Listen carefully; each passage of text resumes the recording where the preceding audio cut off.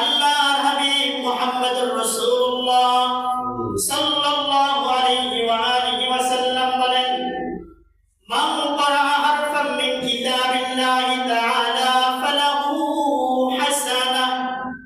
আল্লাহর হাবিব বলেন, কোন ব্যক্তি যদি আল্লাহ তাআলার কোরআন কালামুল্লাহ শরীফের একটি হরফ যদি পড়ে, একটি আয়াতের কথা আল্লাহর হাবিব বলে নাই, বলছেন একটি হরফ কোন ব্যক্তি যদি পড়ে, তাহলে ওই ব্যক্তির আমলনামায় আল্লাহ তাআলা একটি নেকি দিয়ে দেবেন।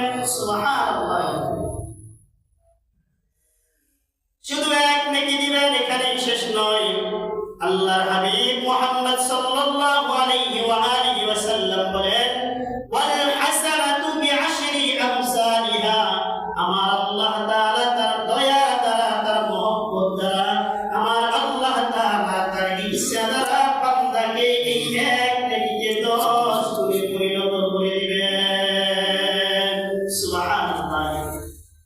এই একটি গুণকে আল্লাহ তাআলা 10টা গুণে পরিণত করে দিবেন। তাহলে আমরা খুশি কি খুশি না? একটা গুণ, একটা নেককে আল্লাহ তাআলা নিজের দয়ার দ্বারা, নিজের রহমত দ্বারা 10টি গুণে পরিণত করে দিবেন, 10 নেকি দিয়ে দিবেন।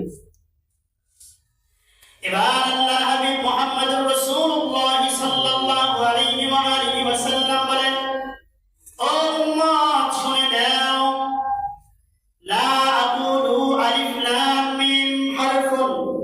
আল্লাহর হাবিব বলেন, আমি বলি না যে আলিফ লাম মিম একটি হরফ।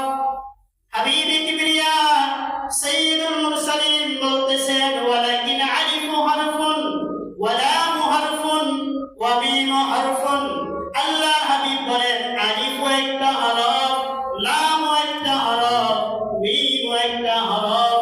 যে আলিফ পড়লো, লাম পড়লো, মিম পড়লো, আল্লাহ তাআলা ওই ব্যক্তির আমলনামায় 30টা নেকি লিখে দিল।